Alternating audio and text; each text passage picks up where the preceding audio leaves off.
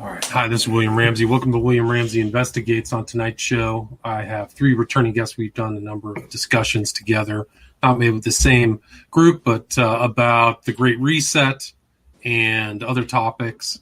And tonight we're going to kind of talk about a topic that came to my attention for Ken and me. We've done a bunch of shows together, but that is this interesting Nephilim anthropology conference that's taking place. It's an online conference out of London with some very interesting figures and subjects, but it also just covers the topic of the Nephilim. So we're going to talk about that.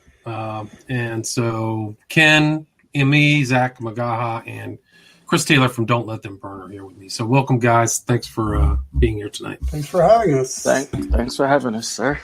So I was looking over this anthropology conference, and I've read Ken's book about the Nephilim. We did an interview about that, so it was interesting to kind of see some of the same topics for sure. But Steve Quayle popped up in the related pages, and so if anybody would like, maybe Ken, you were the one who kind of spotted this. If you'd like to start off and just add your commentary to the anthropology conference, Nephilim conference.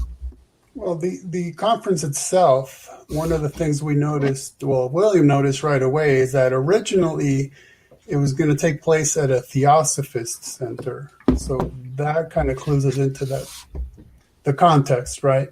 But then due to COVID issues, they decided to do it strictly online. But what they're telling us is that, quote, some of the best known experts in the field are, and I'm going to do a lot of quoting here, quote unquote, queer prophet, a queer poet, a quote unquote Soviet philosopher, a quote unquote clairvoyant, a quote unquote YouTube conspiracy theorist, a quote unquote radical prophecy writer, and a quote unquote comedian.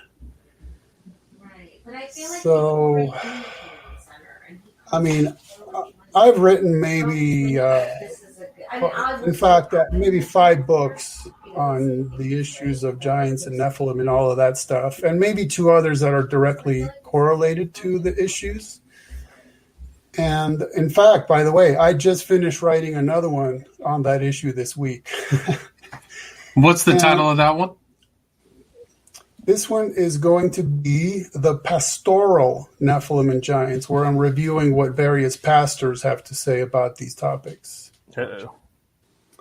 Okay, now I'm mentioning that because, that doesn't necessarily make me an expert, that I've spent ridiculous amounts of time through the year studying these issues from every angle I could think of.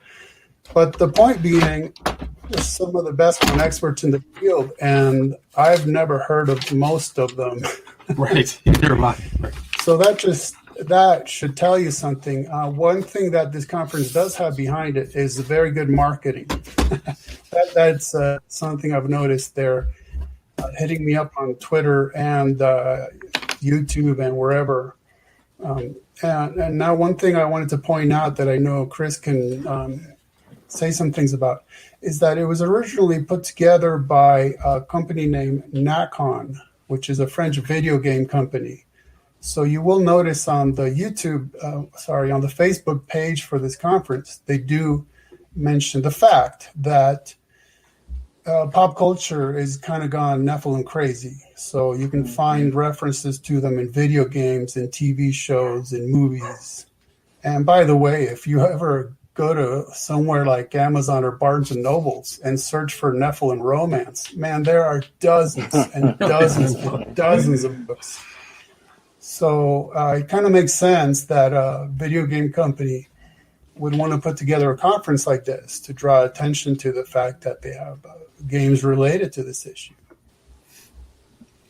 And I mean, this is, if you're looking on YouTube or if you want to, you can see the graphic for the conference has a skull for some odd reason. I don't know what that tie-in is to the Nephilim, but they're definitely active on Facebook. They're definitely sending out information and trying to solicit, people to watch it for what, $9.95? Wow. You guys see that? Yeah. And how many presenters does the conference consist of? Right, the number 11, very, very significant numerology there. So not 10, not 12, but 11. Which we know is either a coincidence or incredibly meaningful, because number 11 is the premier occult number of magic. Right. Magic, the New World Order, the merging of the hexagram, the pentagram, it's all there. 11 is the number that is of us, right? Quoted in the Book of the Law. So, but they have all these people here. Almost all of them have some kind of psychic or, philosophical background. I don't even know who Vladimir Wiedemann is. I've never heard of Rockastaldo. Tell me about that. So I don't know who these characters are, but they had to do a Bernie thing. But that's kind of a reason I stay away from a lot of it, because a lot of the people's backgrounds, they're never like traditional biblical scholars. They're always coming at it from some different angle. Yeah, these are very non-traditional scholars. I wouldn't say there's definitely not a Christian element, although this guy, David William Perry, seems to present himself as Christian-ish, I guess. I don't know. Well, Jim Wilhelmsen is one of the presenters, and I'd say he's definitely a Christian. I'd also say he definitely has a heart of gold. There's no question about it. I do happen to disagree with him on his views on these issues, but he's definitely got a heart of gold, honestly. Yeah, he's got a heart of gold, but I always like when I talk about it, have to throw in there how he claims to have direct revelation from God, wherein he wrote like a whole chapter of his book that he claimed to be from God, and then he also did this freaking weird sci-fi retranslation of a Bible verse. Of a chapter. It was a whole chapter. Yeah, so for those reasons, I actually warn people away from him. Yeah. Well, there's Chuck Missler here published on this website, Aliens Are Fallen Angels. Why do you... The thing is, if they want to put... I'm going to call it Gnostic. I don't know if you guys want to slap a lowercase g or an uppercase G on this, but just for the sake of communication, okay? This to me seems very Gnostic, considering the backgrounds that we talked about. And we can get into details on some of these backgrounds. But they do advertise it on the Facebook page as pertaining to quote-unquote biblical evidences, which should set the context that this isn't just... hey, I'm going to say whatever I want about Nephilim, but it's supposed to be about biblical evidences. And then they do refer to the Bible as quote unquote holy scripture. So, I mean, that does allow us to come within the context of biblical studies and judge what they're saying against that. And so let me just point that out. Yeah, this conference hasn't taken place yet. So we are speaking a bit prejudiciously regarding the content of the conference. But we're speaking about how they're advertising it, what the people are saying about themselves and about this issue beforehand. Yeah. Right. And I mean, you can see here on their site, they're quoting Genesis 6:4, and they're quoting all these other known scriptures. Here's another one. And there also giants in those days, men were known. Yeah, they're also posting charts like that one that are just so fallacious. I mean, they're so erroneous. How can you say that? It was by Rob. They actually are posting a Rob Skiba drawing right here. It actually has Rob Skiba's name on it. Yeah, well, I know. He based that on a chart that was put together by Joe Taylor, the curator of Mount Blanco Museum. And I wrote a whole chapter about that in my book, What Does the Bible Say About Giants and Nephilim? And I looked up every one of those references, and the only accurate one is the size of the average modern day guy. That's pretty much it. The other ones range from questionable to just absolutely inaccurate. It's sad. And they also, on that Facebook page, they post a lot of those photos of giant skeletons, you know what I mean? All those well-known fake ones. The one based on Joe Taylor. It's just inaccurate. And did you see that they have Leo Zagami on here? Is he one of the 11 speakers? Did you see that somewhere else? Because that guy, he's supposedly the Illuminati insider sharing knowledge with everybody from Italy. Yeah. There's something up with that dude. He might be legit, but I kind of doubt it. There's a couple of issues that dovetail into this whole Nephilim thing. You said this was set up by Theo-SciFi? Somebody in Theo-SciFi? Well, it's taking place at a Theo-SciFi center. I think I can just show you the address here. It originally was going to take place there, and then they moved it online. I think they just showed an announcement. Here it is. Computer consultation venue. We've moved it, but then somewhere here it is. Theosophical Society in England, 50 Gloucester Place, London, W1U. I'm sure I can see that. Because that dovetails into the pre-Adamic Earth. Because Blavatsky taught about a pre-Adamic Earth in one of her books. I can't cite it right now. Wasn't prepared for that, but that came to mind when you guys were opening up. And then the idea of panspermia. For those that don't know, panspermia, it can mean a lot of different things. But one of the things it means is that aliens or celestials seeded the planet. That's how we got here, and it's part of our evolutionary experience. You'll find this in the New Age and other thoughts as well. And you'll also find it in Marvel Comics, DC Comics, video games, anime, and I'll cover a couple of those specific topics in a minute. I just wanted to point that out before we go on. And it looks like this was supposed to be on May 1st, which is also kind of a day, meaningful day, right? So at least it was intended to be. So I think they changed it to April 24th. But something tells me they're moving forward with the biblical position, but they're going to pivot at some point. When you look at the general tenor of the speakers, I think. But isn't that what Satan did? Right. What kind of name is Stedman? I don't know. He's the acting Godai at the London Blot. I don't even know what a Godai or Blot is. Yeah, but Satan came down with his insane campaign and pivoted on God's word, twisted it. So, not surprised they're doing that now. Bottom line is we could just say, look, okay, so these guys aren't Christians, whatever. They can speak on any topic they want. What's that to us, right? But the thing is that this is sort of the ultimate byproduct of what I call the pop researchers have done with the issue of Nephilim in the Bible. And that is that they turned it into what I call Theo-SciFi. They've turned it into a sideshow freak show.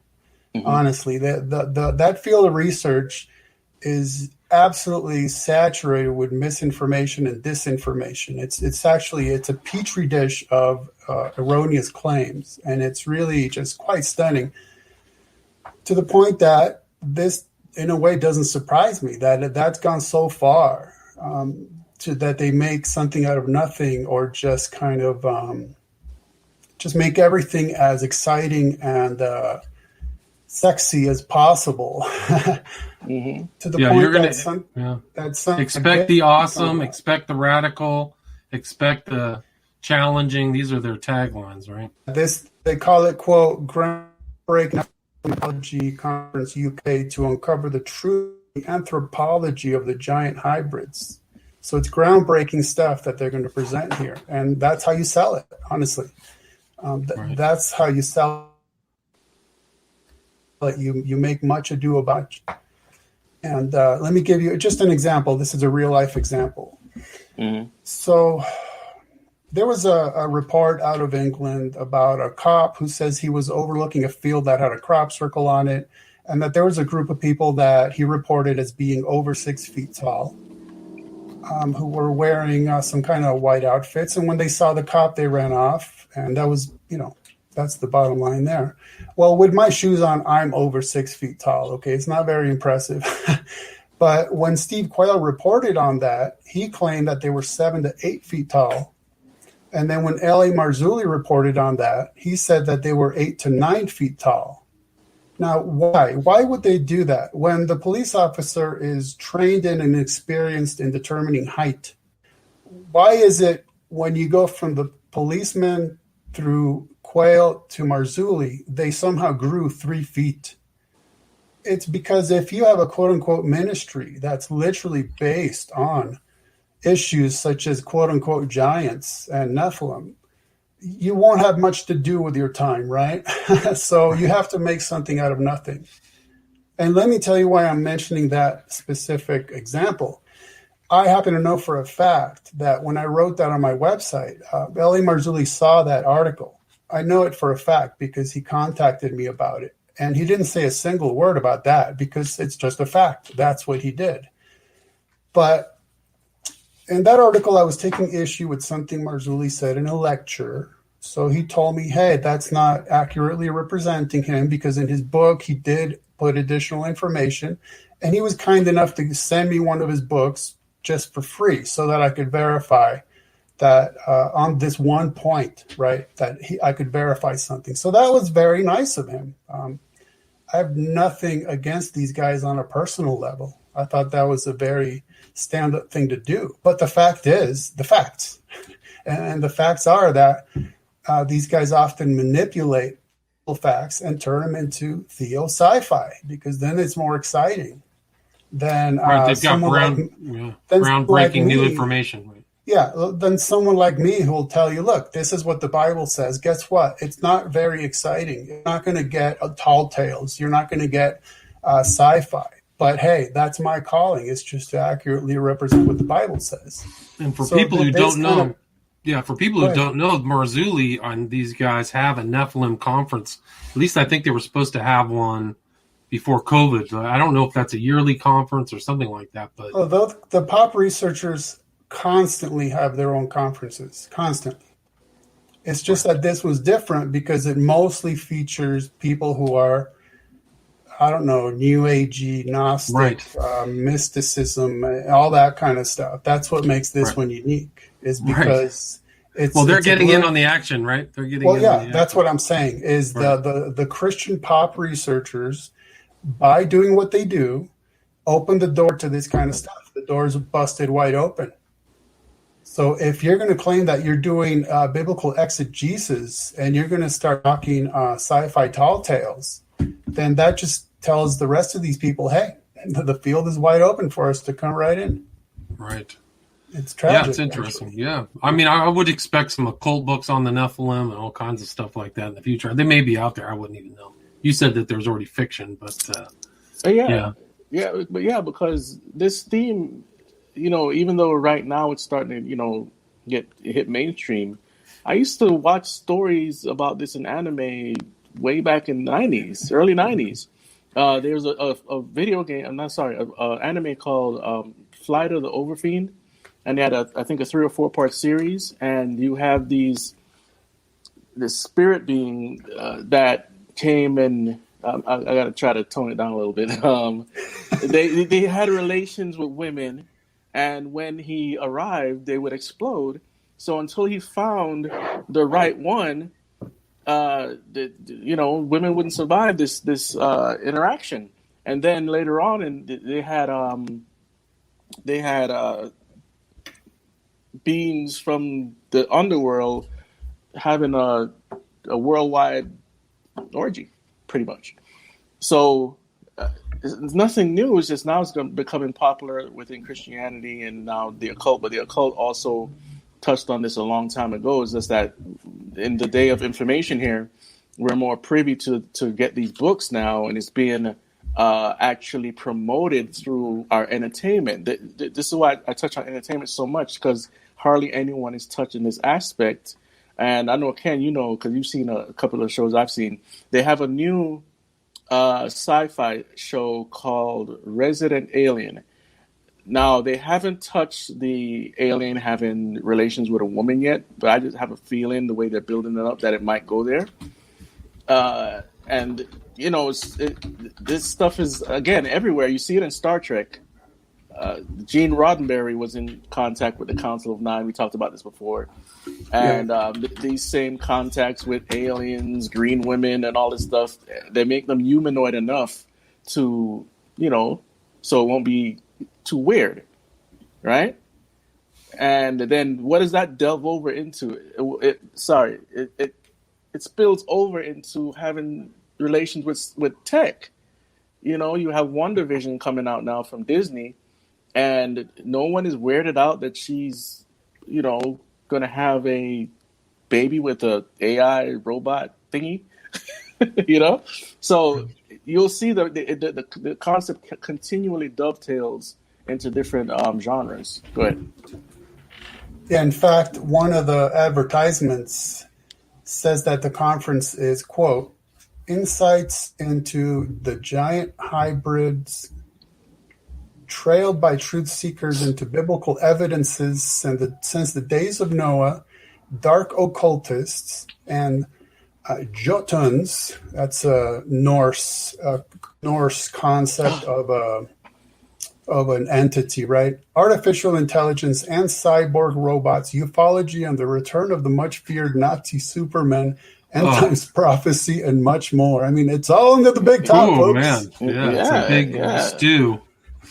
It's a jambalaya of all kinds of you see, that's what I just said.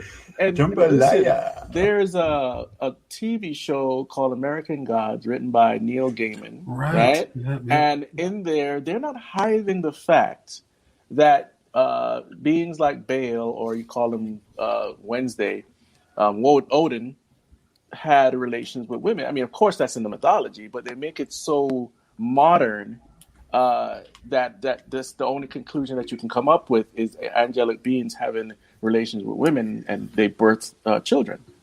I think Neil Gaiman wrote this other one, this juxtaposition of like an angelic and demonic person, and the main character for the demonic person, his name is Crowley, right? That Gaiman's work. Have you heard that one? I didn't hear that one. Yeah, let me see if I can find that. I'm actually watching his masterclass. If anybody wants to go and find that. What do you think about that? And he pretty much says to lie when you're writing a story. It go off in different areas, but yeah, Neil Gaiman is one of he's pretty much a famous author. Then you go into video games like Dota 2, which means it means Defense of the Ancients. I don't play the game, so I can't give it much justice talking about it, but I could tell you that there's some things in there too that allude to what we're talking about. Final Fantasy. Oh, sorry. Please continue, sir. No, Final Fantasy. In Final Fantasy, that's also a theme in there, as well as summoning ancient deities or whatnot. So these are all popular games among the youth. And again, it also dovetails over into having relations with tech.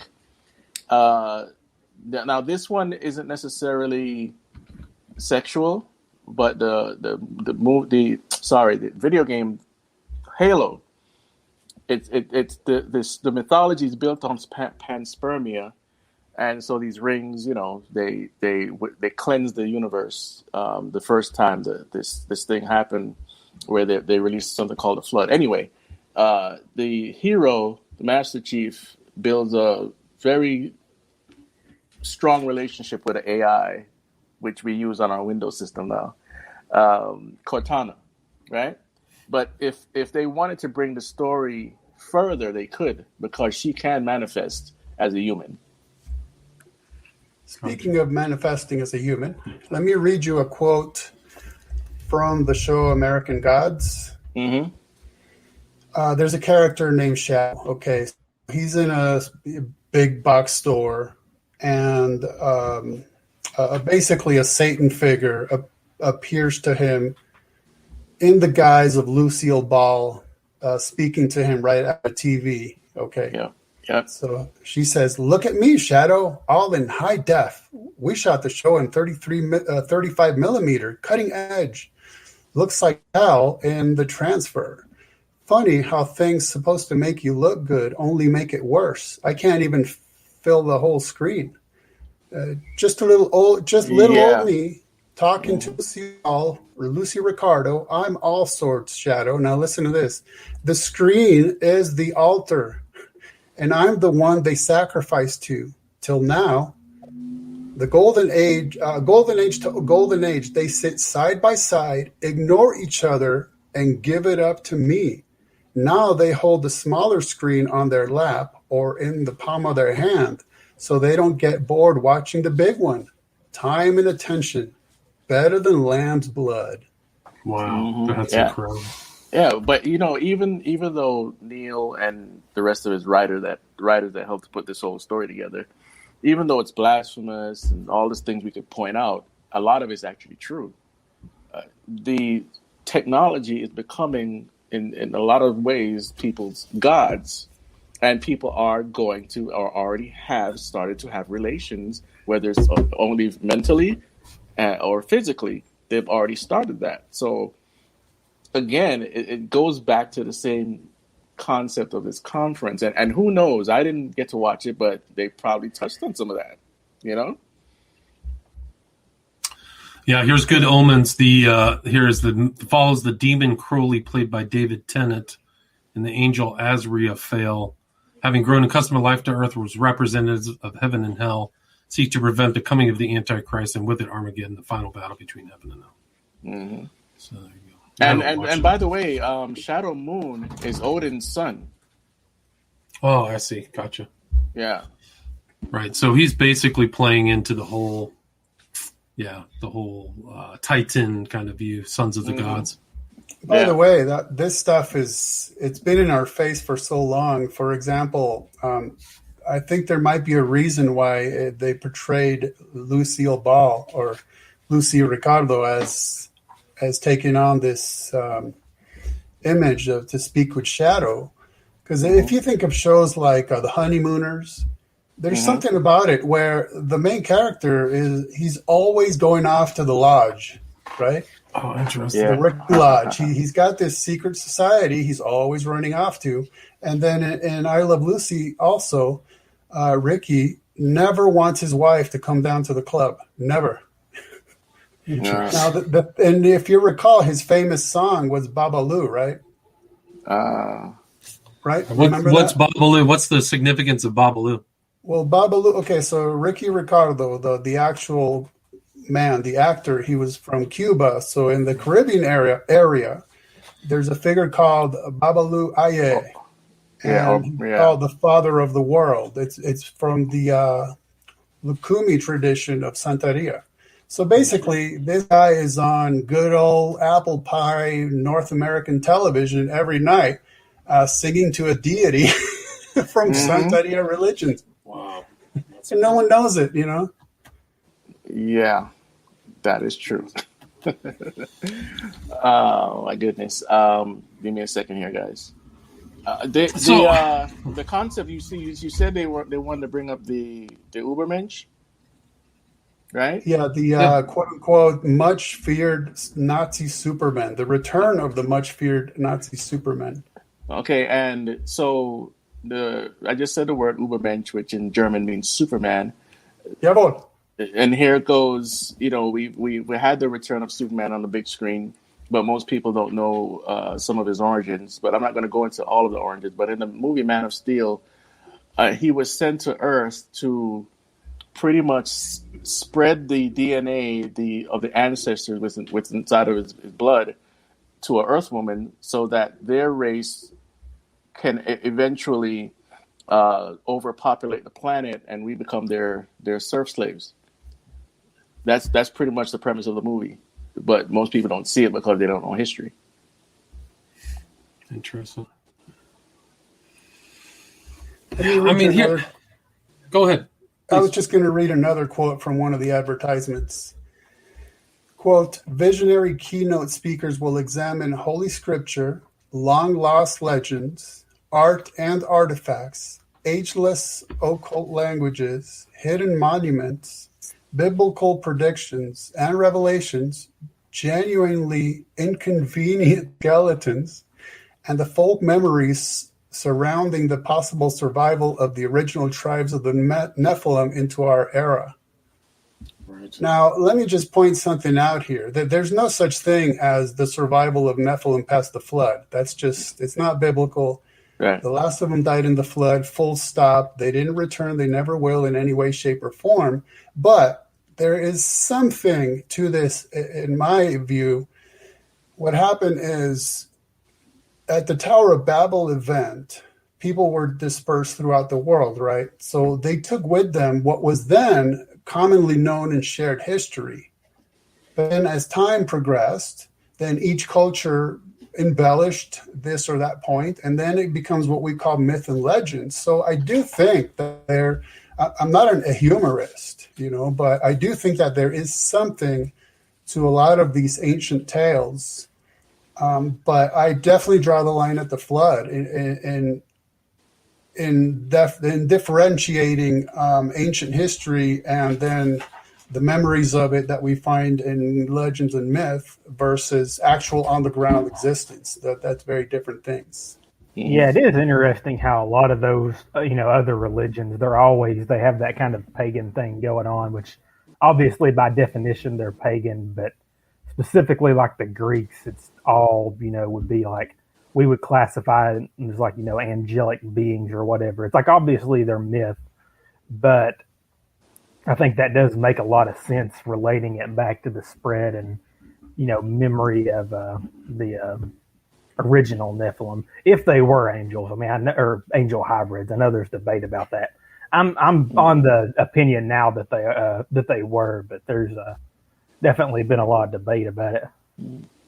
I think. Go ahead, Chris. No, I was going to say the more we go back and find out about some of these pagan gods, obviously they weren't big G gods. The stories always come back to the same thing, right?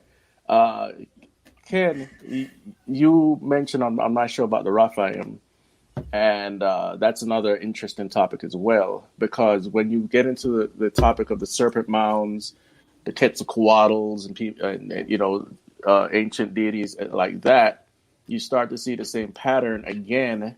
You start to see people that were, I'm not saying 33 feet tall, okay? But you saw some people that were beyond the height of 9 feet. Let's put it that way. So can you bring any clarity to that? Well, I'm not aware of anyone beyond 9 feet having actually been found. Okay. All right. I've heard a billion claims. I've heard a billion claims. And when I ask for a resource, it just never seems to be given to me. But I would say the issue of height is essentially irrelevant. I don't know what it has to do with anything, frankly.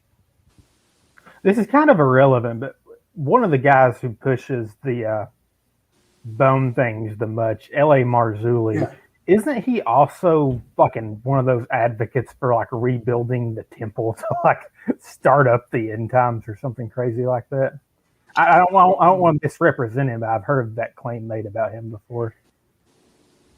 I don't know that specifically, because I'm just focused on what he says about the certain issues I research, but I do find it odd that he claims that certain elongated skulls are Nephilim skulls, and he claims that Nephilim, I don't know how he would know this, but he claims that they were very, very, very, very tall, but those elongated skulls are regular size. So he's trying to have it both ways. He wants to claim that they're quote-unquote giants, whatever that means, and also that he has their skulls, but their skulls are regular size.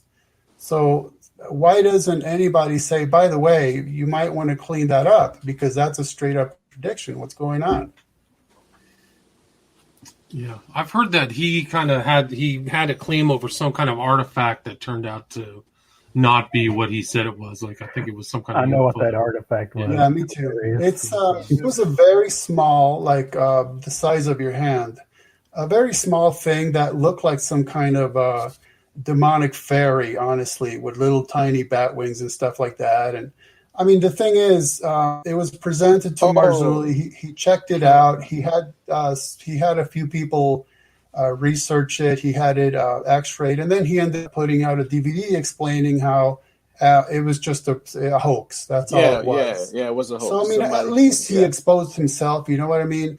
At least he exposed the fact that while he was speculating about what it actually might be, it turned out to have just been a hoax. But what bothered me about that is the fact that the second he saw this thing, he started talking about how it made him think of Revelation 9 with the opening of the abyss and all the really symbolic language about what proceeds forth from it in terms of locusts with tails like scorpions, hair like women, face like men, all that stuff. Right?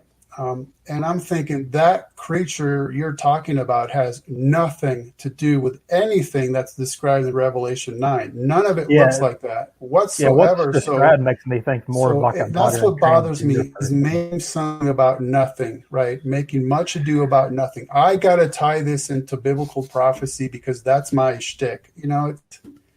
Well, to me, that elicits the question, which goes back to the title of this talk, which is the shadow over Scripture. Right. What is all of this emphasis on this taking away from other written tenets in Scripture? Because for me, that's what it is. It's a distraction and a time waste, and also a kind of inactivity. It's not like your feet are hitting the floor and doing what's in Scripture. Do you guys agree with that, or? Yeah, it's the same thing as millennialism. It's like a hyper modern form of millennialism, because like all throughout church history, I mean, you've always seen millennialism. I mean, I don't want to say always, past a certain date, and it's always been, related to, various heretical groups that want to openly destroy the church to open, to, in their eyes, start some kind of new millennium.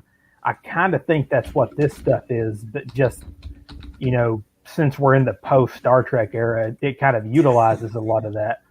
And that's actually the best example of it, is taking that symbolic language about the, the things coming up from the abyss and saying that they look, kind of like a monster, which, yeah, the words say that, but, Ken's correct. It's super symbolic.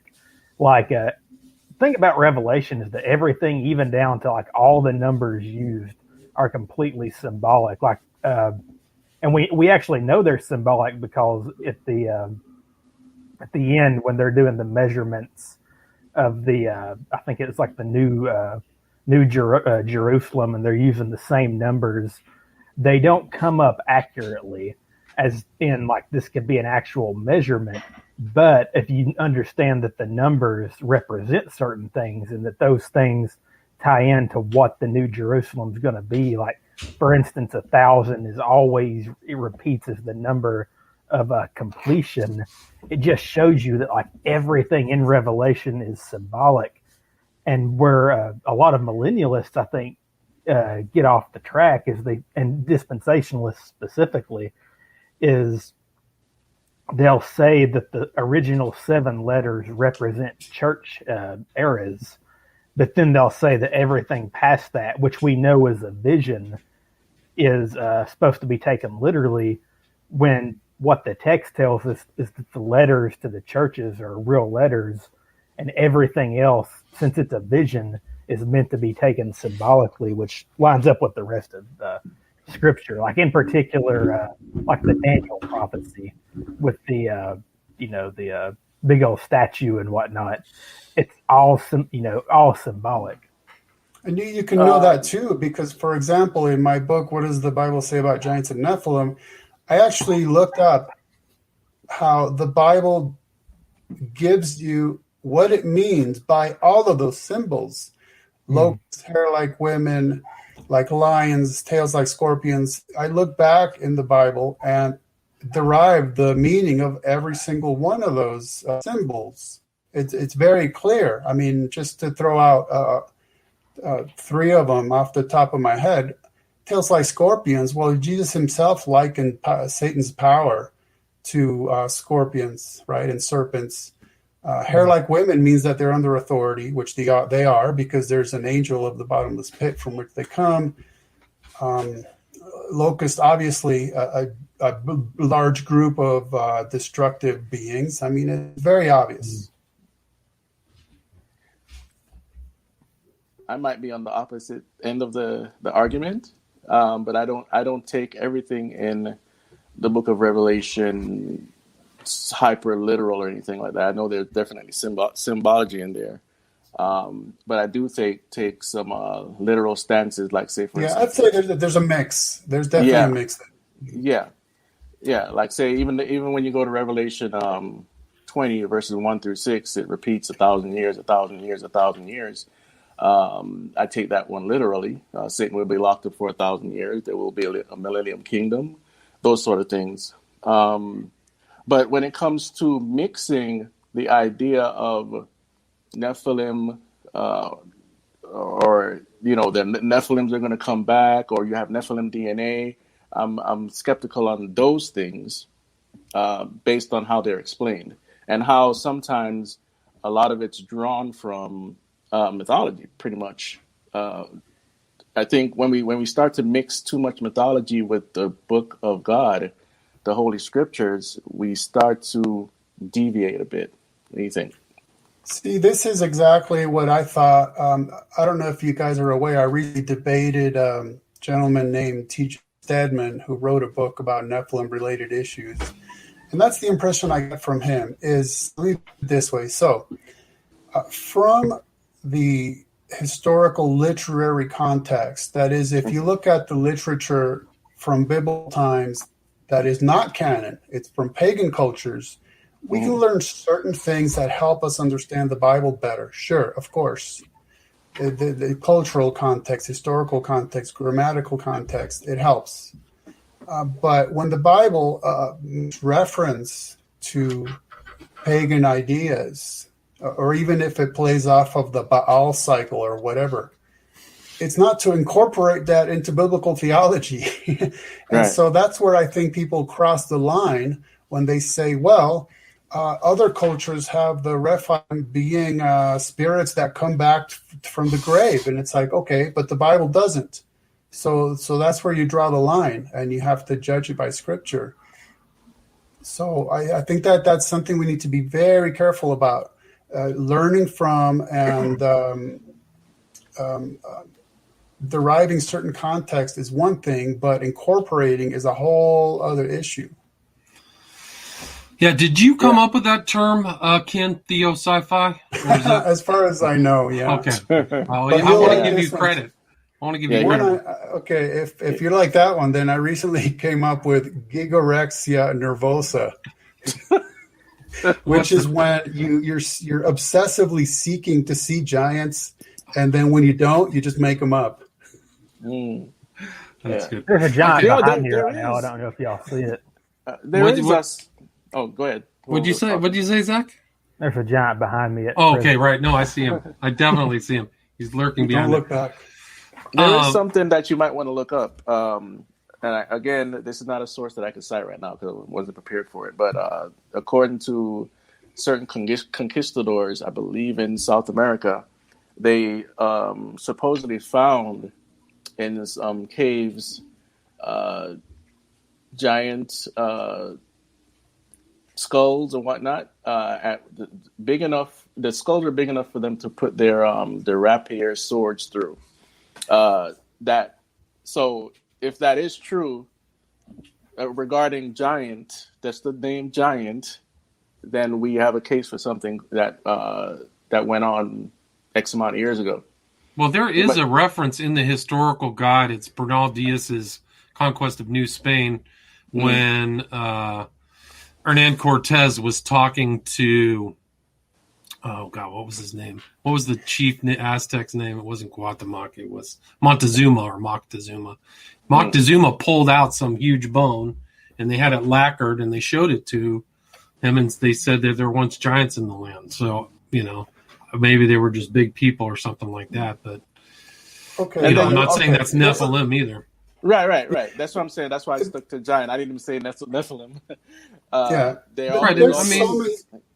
Goliath, the thing is, there's a lot of problems with this, and it generally comes down to people speaking generically, watering things down, and getting excited about it. So, for example, it's very well known by now that. Okay, let's just put this in historical context. You go back a few years, you go back a few decades, you go back a few centuries or millennia, and people weren't exactly trained anatomists. So if they found a bone, could they tell if it was whale or pachyderm or human? Not necessarily. Now, what's also interesting is if they were to find, say, the skeleton of a mammoth that by then was extinct, they would naturally lay it out on a two-dimensional surface on the ground. And they would reconstruct it Like what? Well, they don't know what it is, so you can reconstruct it in the form of a standing human. So then you have a quote-unquote giant. Moreover, if the skull is laid on top, it has this huge hole for the trunk, but you don't know it's a trunk because you don't know it's pachyderm, so you think that's an eye socket, and there you have a cyclops. So it's that is part of the issue. I can't say that explains everything, but it is a fact that part of the issue is people not trained and they find a bone. And you find this also in newspaper reports from the late 1800s, early 1900s. Farmer Joe says he found the skeleton of a giant human, but then further research would say, no, it's actually not a human. It's big bones, but it's, again, a pachyderm or a dinosaur or a whale or something else. And I personally have attempted to track a lot of these things down, either in journals, or I've even written to museums that supposedly have these bones. And they pretty much tell me, we don't know what you're talking about, which I know now people are going to say, but that's just the cover up, man. What do you want me to tell you? I just do my due diligence and I just tell you what I find or don't find. But if I can touch upon the issue a little bit more about how the title of the show, The Shadow Over Scripture, right? Let me give you an example of that. So Steve Quayle, whole chapter's Quayle, little inside joke. Steve Quayle has stated, the understanding of Nephilim is the Rosetta Stone for understanding all of Scripture. Okay, hold that for a second. Rob Skiba wrote, I once heard Steve Quayle say something to the effect of, the understanding of the Nephilim is literally the Rosetta Stone for understanding all of history. Okay, so the thing is, this becomes a worldview philosophy and it becomes a hermeneutic. So now, not only going to interpret Scripture based on something that the Bible tells us about in two single verses, just 2 verses, period. But now they're going to interpret history, all of history, through these 2 verses. It's astonishing how anyone could even imagine saying something like that, much less have it quoted agreeably and repeated by other people who think it's a great idea. It's shocking to me. Stunning. Yeah, no, I agree with that. There's a real problem. Yeah, there's a problem there. I agree with that too. But one thing like Zach and I have talked about a lot, because it keeps coming up, is this is how groups are formed or cults. You find something, you make it your niche, and then you turn an issue that is secondary or tertiary or less non-relevant, really a minor issue, and you make it into a major thing. So I can't tell you how many people have called my salvation into question because I deny post-flood Nephilim. I couldn't tell you how many do that. Yeah. So how do you make that part of the gospel? How? Right. Well, that's a great point. That kind of goes back to my original question. Why is people doing this and what's going on? Well, the phrase that came to mind for me was Christianity and its temptations. So even though you're a Christian, there's so many in my opinion, unnecessary sects or additional books that take away from the original Scripture. And somebody's tempted to just make this new twist on something, whether it's I saw angels, I got a Book of Mormon,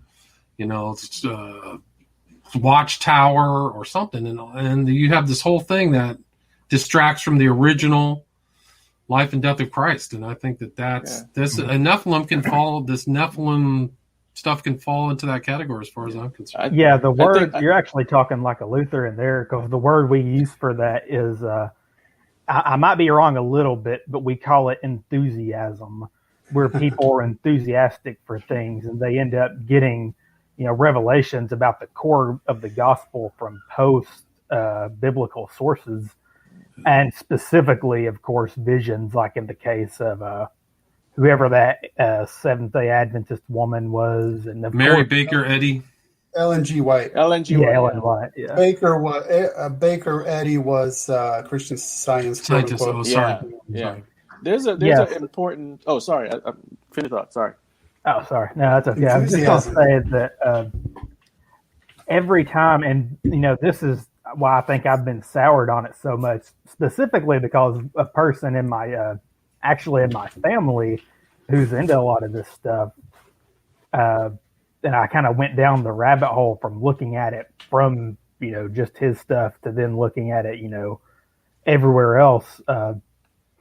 Once you go off of that on that path of enthusiasm, what happens is the law and the gospel get kind of muddied, and people always 9 times out of 10 become, straight up work salvationists, which was a big reason that the Reformation happened. Which we say grace, salvation is through grace through faith alone, and every time someone tries to latch onto something, they become work salvationists. They'll either revert to becoming, they'll be like Mosaic law keepers saying you have to keep the Levitical stuff, or they'll be like the Seventh-day Adventists, or, groups that we can't even call Christian, but then also some groups that do claim to be Christian, but, follow some other weird, Armstrongism type heresy where they're like, it's like a mixture of getting saved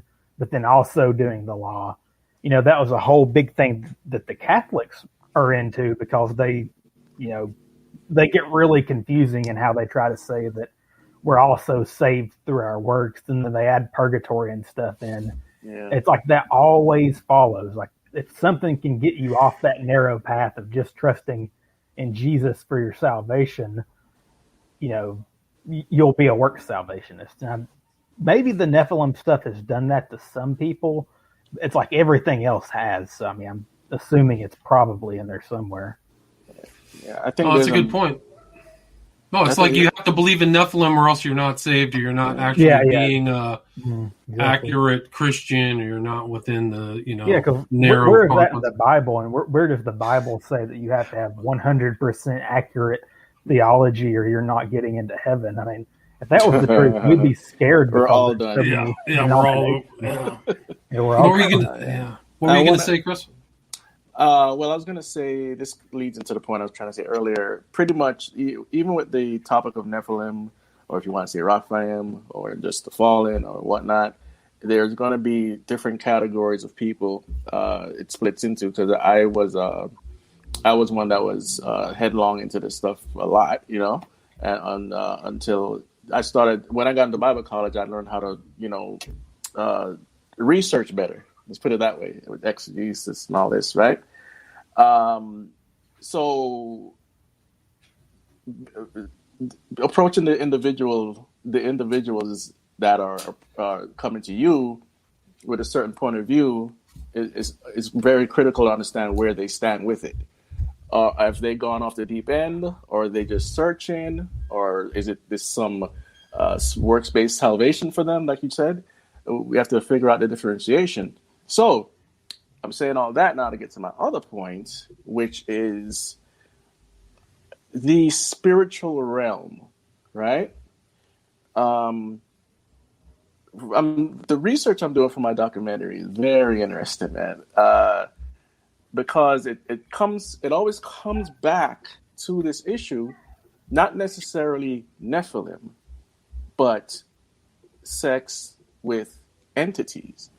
It breaks down in different categories, from angels to ghosts to entities, aliens, robots, whatever it is. And if you've watched enough sci-fi, if you've watched enough horror, if you've read enough fantasy, played enough video games, you know exactly what I'm talking about, right? When you go into Hollywood, there are people, you could search this online at any time, like Bobby Brown. Let's see, the young lady from Charlie's Angels, I think she's Japanese or something. Anyway, they have stories, men and women have stories about having relations with these spirits. And so even without the tagline of Nephilim, this is going on. And they're not kidding. It's not hyperbole. They're testimonies, again, from not just movie stars, but regular people as well. And then these themes are brought into our entertainment, right? Have you ever seen the movie Starman? You seen the movie Starman? Starman has a heavenly being coming down, and I guess he crashed on Earth or whatever, and he ends up having relations with a woman, and they're going to have a baby, right? You go to I Am Number 4. Again, another alien being or something like that comes down to Earth, and they always fall in love with somebody, right? Usually it's a human woman. In the case of, like, say, Aquaman, they're not from space, but they're from an underwater world, and they're not human. And they end up, this woman ends up having relations with an Earth man, and ends up having this hybrid called Aquaman, and he becomes the king of Atlantis, right? We referenced Superman. There's also Marvel's Guardians of the Galaxy. Peter Quill is a product of a alien being having relations with the Earth woman, and they have a hybrid called Peter Quill.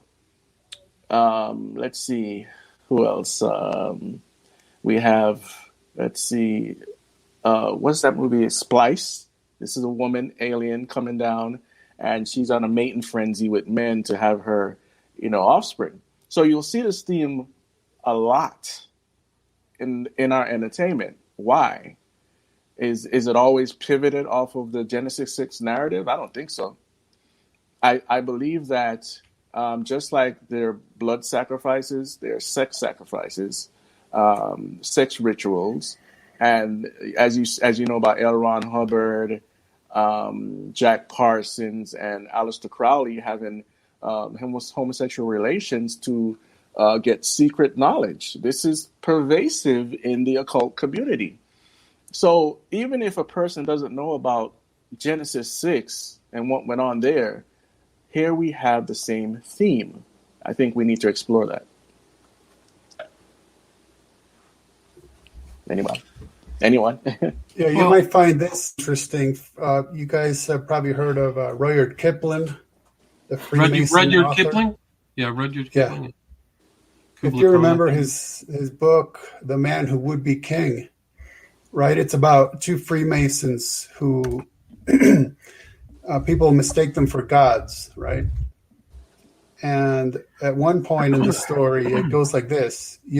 Says Billy Fish, how should a man tell you who knows everything? How can daughters of men marry gods or devils? It's not proper. I remember something like that. I remember something like that in the Bible.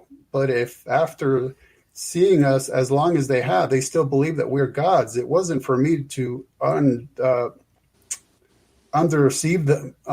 In other words, it's interesting that he worked that into. Then this was 1888, by the way. He's working that into the story about men who portray themselves as gods, and about daughters of men marrying gods or devils. And yeah, I think I remember something in the Bible about that. And so this was a Freemason tale where he worked that in. Mm-hmm.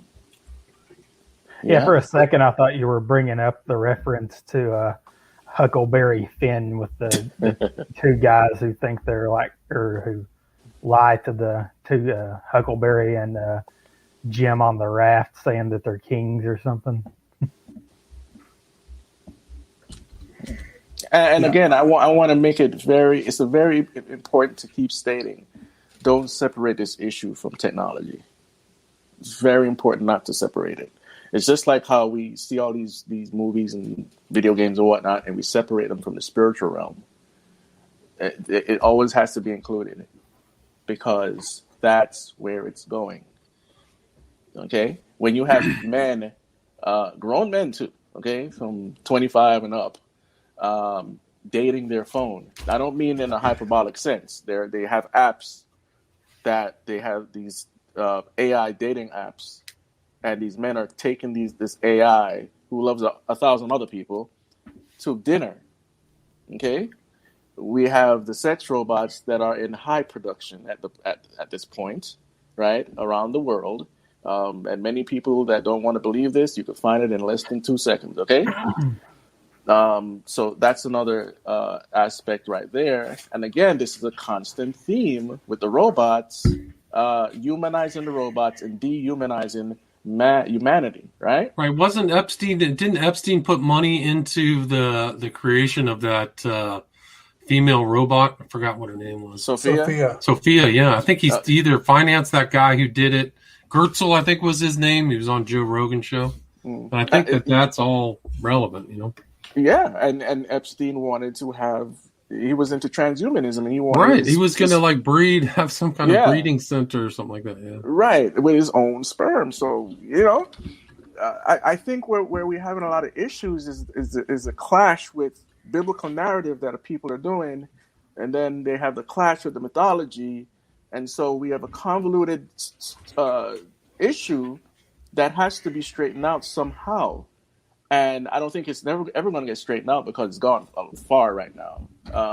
But if we keep it with good research and actual evidence, not presupposition, because the worst thing we could do is say, for instance, if we are not translating, but interpreting the Bible, and then we bring a bunch of presuppositions into it, like for instance, this is my thoughts. The rapture is imminent, right? If the rapture is imminent, there's nothing that causes it. But when the rapture happens, it would cause other events. What I'm trying to say is, say the end of the church age doesn't cause the rapture. The rapture is the cause for the end of the church age.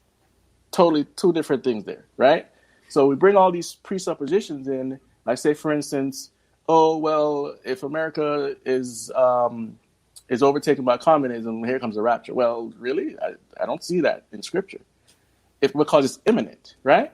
So if we start to let loose some of these presuppositions and just do good research, we'll come out with better stories to tell people that are accurate, right? Right, good point, yes.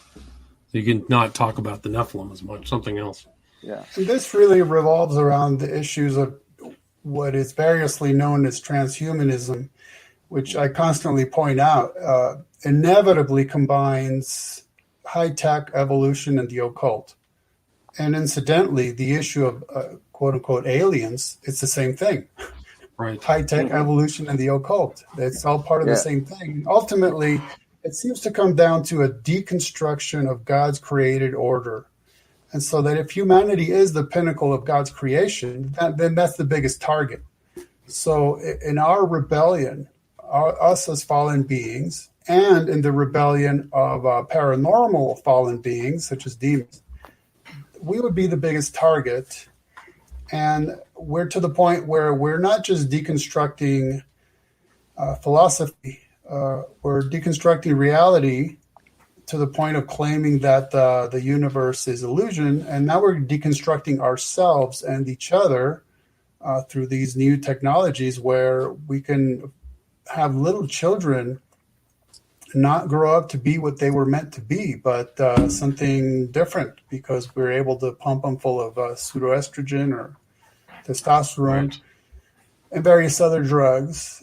And so this is where this kind of concept of mating with other than human beings comes in, because the results would be something non-human, not 100% human. And so when you look at paganism, for example, it eventually always inevitably comes down to sex and blood.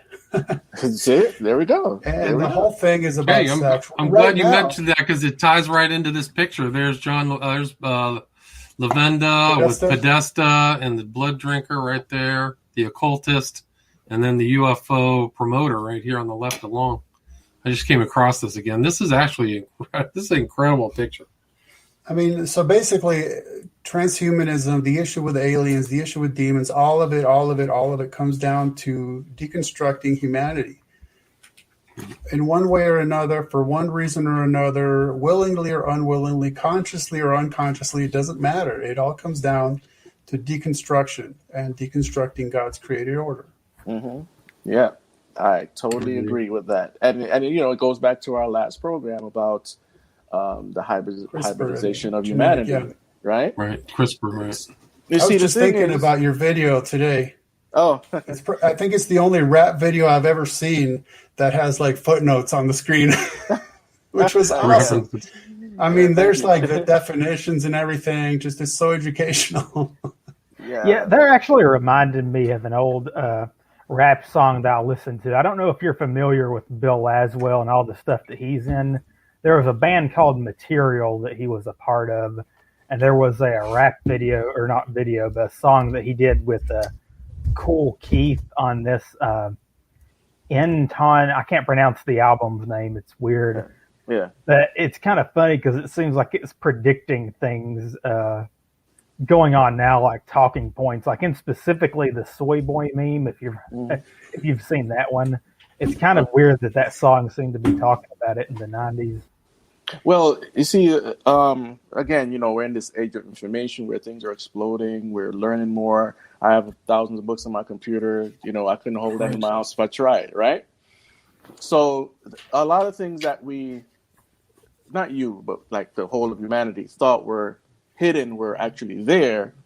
And so when you get into the realm of rap and some of the weird rock artists or whoever they are, doesn't have to be rock or rap, other stuff too, including even classical music, you'll find some weird stuff, right? So like say, for instance, in the Nation of Islam, they believe in a mothership, and the mothership was here and it was made this way and that way and it left and it's going to come back. Well, really? Islam?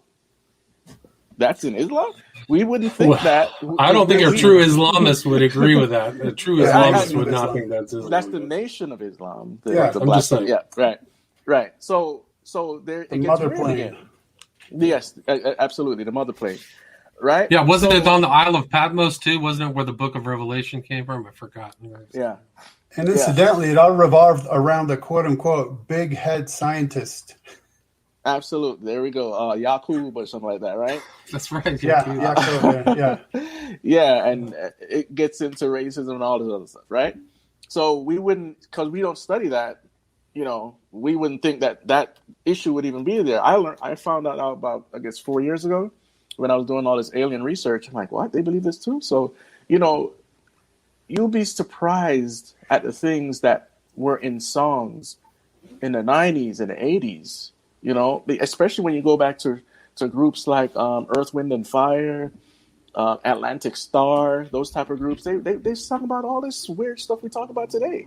It's kind of weird because the thing I've always gleaned from, especially looking into Williams' stuff about Crowley and then other people who go into, exposing the Theosophists, is this stuff like always has like a firm holding of like the literary circles and the artistic circles, specifically like, of the aristocratic people and, like days gone by. And it's like they devoted so much time to like putting all that into the culture. And like right now it is kind of, trickled down to, where everyone has access to it, which is a bad thing. But it's just kind of funny to see how, the devil has been working that way the whole time. Mm-hmm. Yeah, and another point is this, we this is our lifespan here, 40, 50, 60, 70, 80 years, however long each individual lives, right? So we're no matter how old we get and we die, we're still babies according to the history of this world. And these demons are having fun with us, right? Because we think we know it all and whatnot, and then we find out that we don't, right? Say, for instance, people don't believe that the Black Lives Matter movement is full of witchcraft. The Yoruba religion is being practiced within that movement. And I found a parallel to that Yoruba religion, which is an African religion, for those people that don't know, in the show, oh my gosh, sorry, drawing a blank here. Lovecraft Country. Lovecraft Country. Oh, heck, that. Right? So don't get me started. So it's all ancestor worship and calling up the spirits of, say, George Floyd or whoever, right?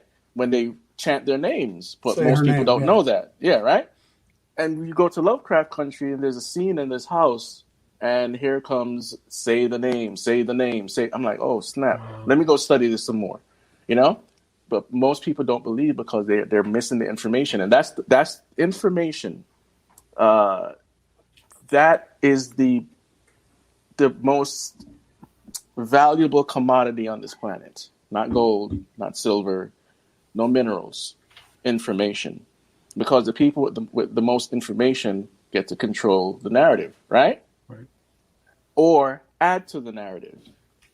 So haven't all through time people with informational monopolies have maintained control, whether it's a priesthood, a cult priesthood, or a pagan priesthood, or the Catholics, or whatever. Right, and they use it for control, right? So let's say, for instance, I want to put forth a narrative that aliens seeded the planet, and I could bring you proof of that, and then lead you towards somewhere where you can start accepting this and waiting for these individuals. Well, where do we see that? Ancient aliens, the Catholic Church, and you know. Heaven's Gate, right? Heaven's Gate. I mean, Marshall Applewhite, or Applewhite, was his name? Yes, Applewhite. Yeah. So now go ahead. I was just going to throw out regarding pop culture. In 1976, the Carpenters, no less, put out a song titled "Calling Occupants of Interplanetary Craft." And here's some of the lyrics. In your mind, you have capacities, to telepath messages through the vast unknown. Please close your eyes and concentrate with every thought you think upon the recitation we're about to sing. And then they sing, calling occupants of interplanetary craft. I mean, that was, they wrote that in relation to World Contact Day, which was supposed to, it was an event that happened in the 70s. And now you're looking at people like Steve Greer, and that's exactly what he's doing. He's taking people in groups to literally summon these entities. Guys, there's just no way of it. He's like the new L. Ron Hubbard in a way. Oh, he is. Have you ever seen the intro to one of his shows where the lightning hits the tree? It's total Luciferian symbology. Yeah. Pure Luciferian. Satan is the one that gives you the tree of knowledge. It's really heavy duty, and nobody really knows it. That last documentary he put out. This is on your point, Ken. The last documentary that he put out, Close Encounter of the Fifth Kind. I've seen many UFO documentaries, many. And this was the only one that disturbed me, based on what he has people doing, or these groups doing. I was like, wait a minute, no, they're serious about this. And now this was summoning, the most, right? Yes, summoning, yeah. This was the most watched documentary when COVID hit. Wow. Number 1 on all streaming services. I'm like, what? What was it called again? Close Encounters of the Fifth Kind. I must be out of the loop. I've never heard of this. It's the most popular. Do you know, I've seen Greer. He said things where, like, I've seen entities come down and manifest. And I'm like, this guy sounds more like a necromancer than a UFO person. Well, let me explain this about... well, just one more thing. If you see another one, he's doing the Rodin, the thinker hand gesture. He does all this stuff. And a lot of these occultists, and Crowley knew Rodin too, but they do this thing. It's almost like the statuaries in the Rockefeller Center. And so he's definitely manifesting or projecting secret knowledge. Yeah. No question. Let me, Ken, go ahead. Go ahead. Just a little point on Greer is that he's presenting two forms of secret knowledge. And the way I've described them before is sort of like you guys might be aware that Alex Jones referred to David Icke as the turd in the punch bowl. Yeah. Are you guys aware of that? Yeah, I have heard of that. Because he was saying, look, David Icke presents some very good, important, solid information, and then he starts talking about shape-shifting reptilians. That's the turd in the punch bowl, right? That turns people off. Mm-hmm. And I see Greer much in the same way, because he's talking about documents that he has from the U.S. government, and he's been briefed by government personnel, and he has briefed government personnel. And this is all very just straight, black and white stuff. Important. He talks about renewable energy, very important stuff. And then it's like, oh, by the way, come join us in our little commune and we're going to summon entities. It's like, okay, that's a turd right there because it kind of ruins the rest of what he's doing, right? From our perspective, anyway. Yeah. Funny thing about David Icke is like, there's no way, like, if you're into like, religion at all, you could read his stuff and be like, the dude's not obviously just controlled by demons, because everything he says is just like a veiled Gnostic thing. No, Chris White did a really good expose on David Icke, and highly recommend people look that up. Very well done. Chris White, I forgot what the name of it, but I mean, he references some of the early Icke stuff where he is talking to ascended masters, and he had one called Rikorsky. That was his ascended master. So Icke, you gotta. It's more than a punch bowl. There's some very interesting stuff, and he's. We can get into some of the old things when he started that. He tried to start his own channel that busted. I mean, yeah, I'm not okay. Yeah. I think we're going in a good direction here, because based on what's happening in our real world, and there's certain things I can't say because YouTube. What we see, it doesn't matter if I get this channel busted. I don't even care. They already kicked me off, so I don't have anything to lose. You can just say whatever you want. They won't even find it. The thing is that my channel got punted because somebody flagged something from 4 years ago, and they're just on a rampage. They got rid of the Corbett report for something Corbett said 9 years ago. That was his strike. So all these people are getting punted. I was a very small time player compared to other people. Yeah. But I was just like, somebody targeted me. There's no doubt. Okay. Yeah, that's why I've been keeping quiet with Indy Rotkin. Yeah, you can get. I mean, you got to really watch out, especially if you talk about election fraud. Then you're really good. Yeah, and I'm not even going to mention that. That's fine. I'll do it for you. The election was stolen. 2020 election, pure and simple stolen. You have the first illegitimate president, really, in American history. Yeah. Go ahead. Okay, so what we have again is an age of information, and everybody wants to know where Trump goes. He's coming back. I believe he's coming back. But that's not my point. My point is this. We were all looking for sources to verify what we thought or what we think is going to happen. We all have a movie playing in our head how things are going to happen, right? Or what we want to happen, right? You're right. Yeah. So from the 6th to now, I've been introduced to newer faces. I can't remember all the faces now, but what I'm noticing is a lot of them are New Age. Yeah. But I can tell you one, Simon Parks, that guy. That's one. That's so freaking weird. I was getting my dang haircut last night. No, and he was having like intercourse with aliens, dude, in some video like 10 years ago. Yeah, the dude comes in because I go to get my haircut at a place that like a family friend, and so the husband comes in there and he's talking all this stuff because he knows I'm into this stuff. And he brings up like all this kind of stuff I've never heard before, and it's really weird to me. And it was that guy Simon Parks, and I've never heard of him either. Right, so I didn't either. The thing is, you can't vet him like you would say a General Flynn, right? Right. So he claims to have this sort of background, that sort of background, whatever. And he's not the only person, so I'm not going to go just on him. It's him and another person and a few others that are. I'll type the names in. I'll type the names in right here in the private chat. Just like David Icke, he's on the hope for Trump, right? Now there's the title is The Great Awakening, and we have a Christian aspect to it, and then we have a New Age aspect to it. The Great Awakening for the Christian aspect, as far as I see, is we dismantle the New World Order. Trump pretty much takes us back to the old republic and dissolves the United States of America corporation, and we have prosperity from there on. Boom, right? In the New Age, it's the same thing, but it's 1,000 years of this prosperity that goes beyond just technology hidden from us, medical stuff hidden from us. It gets very weird. It includes aliens. Aliens, right? It's like a galaxy or universal view of like moving to the stars or something. Yeah. And let me tell you, just today I finished writing a review of the Sci-Fi Channel's version of Childhood's End. This is all over it. It's all of this stuff. Yes. It's all of this from like decades ago. Yes, that's in my documentary too. Arthur C. Clarke, for people who don't know Childhood's End.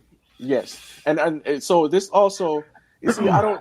What I'm trying to do is keep my blinders on a little bit, because we get information from different sources. When we go to watch CNN, we're not caring if the person is a Mormon, a Christian, or whatever. We're getting information, right? Even though I don't watch CNN.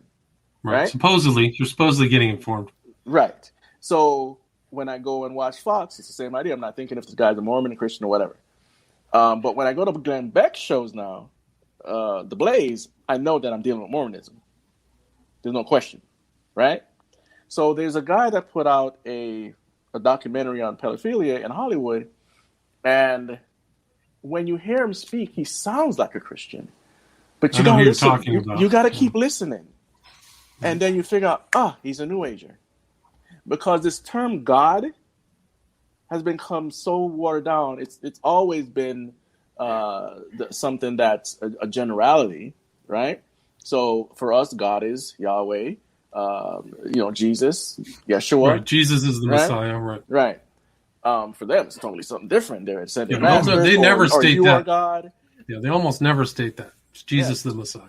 Just like Jesus that's true. That's true. It's always the Christ consciousness or something like that. And then when you go into, say, Nation of Islam, arm, leg, arm, head, Allah, you are Allah. You are God. Right? That's what they mean by knowledge of self, right? So I'm saying all that to say, be careful of your sources. Yeah, right. Because this whole movement, it sounds good, but what else is added to it that you don't know? You know? Yeah, I want prosperity. You got to be careful. Yes. Look at the QAnon. Look at the QAnonymous, man. That's one of the greatest psyops I've ever seen. Well, I could break that down for you, though. Okay, do it. There's 3 ways to break it down. Okay. There's the real deal, which I'm not going to tell you how I know this. I just know it's real. Then there's the anons that decode, and then you have the whack jobs. The whack jobs are the people that are spreading weird stuff. There's some of them are Christians, and they're taking biblical prophecy out of context a lot of times. Some are New Agers, and they have this big old Q map, which is about this Great Awakening. And you listen, look up the Q map that has this whole Great Awakening thing. It's full of occult symbology. There's no way around it.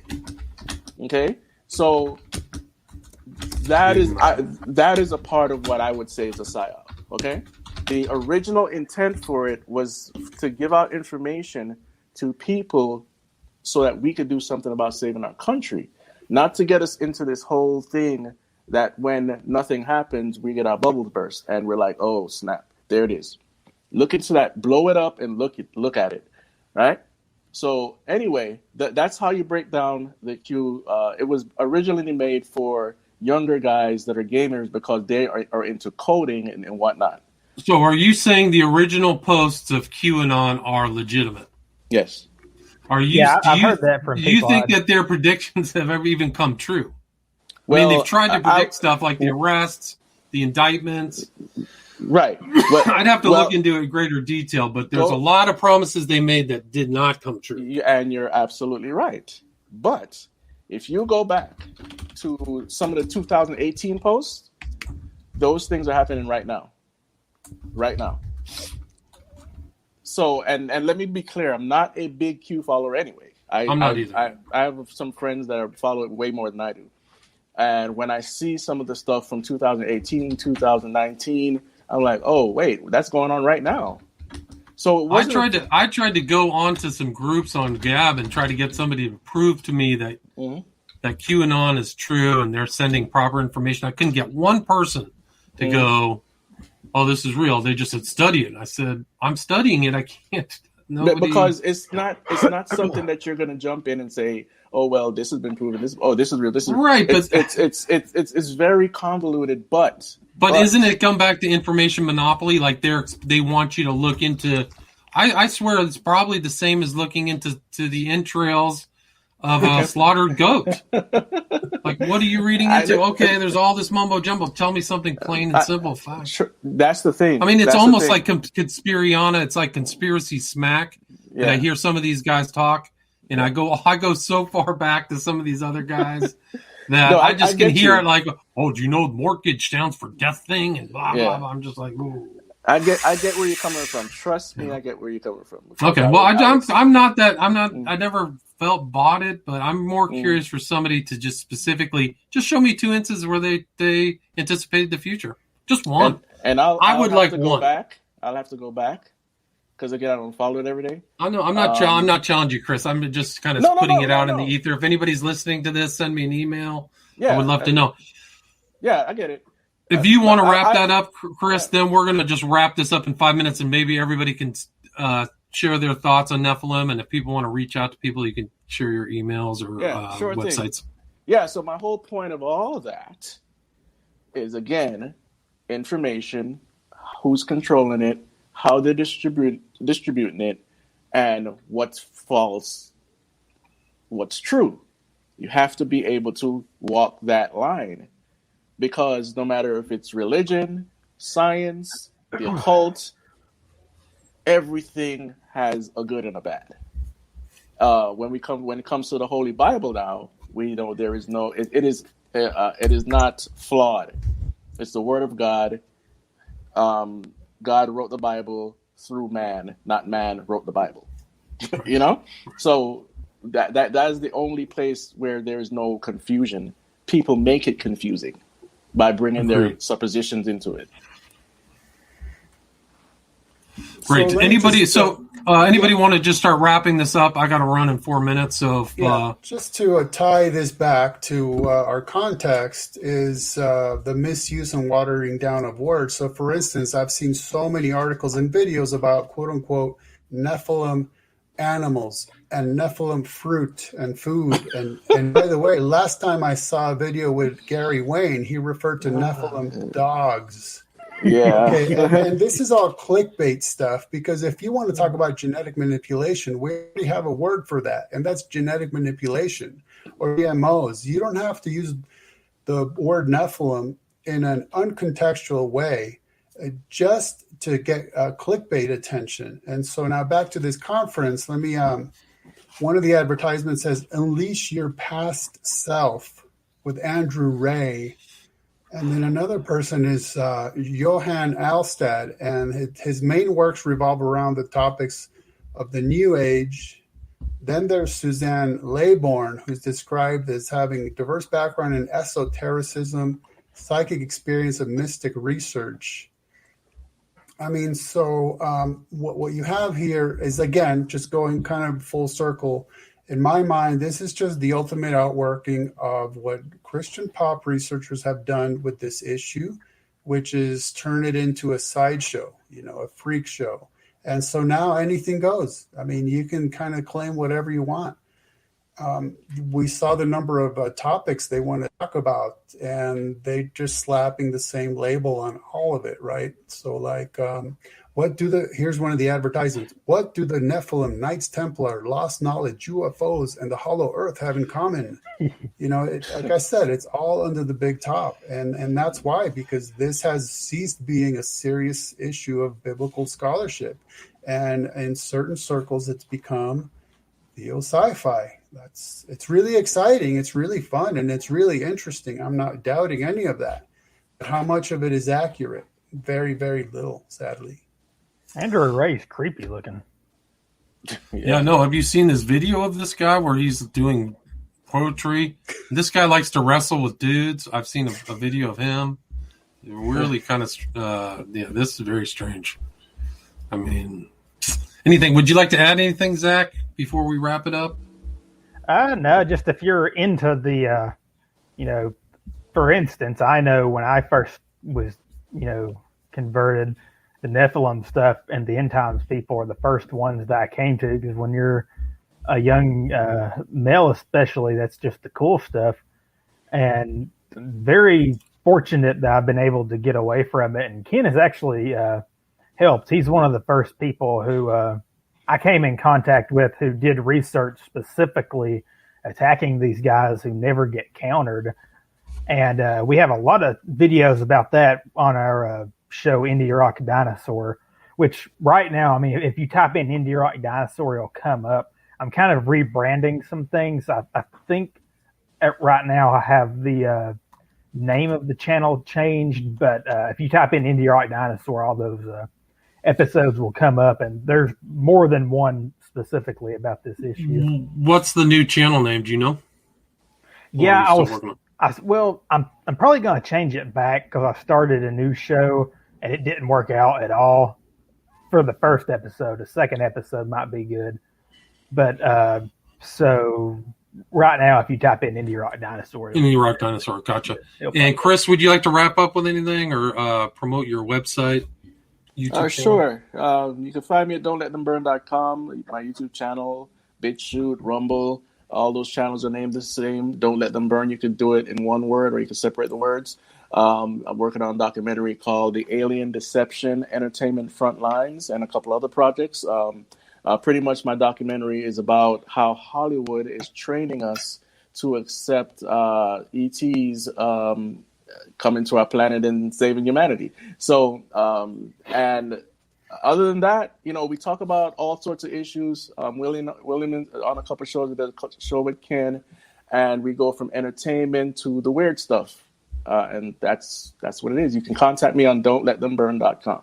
Awesome. And then Ken and me is truefreethinker.com. Tons of articles there, and you can get all of his books there. So if you want to buy his books, please buy them from his website.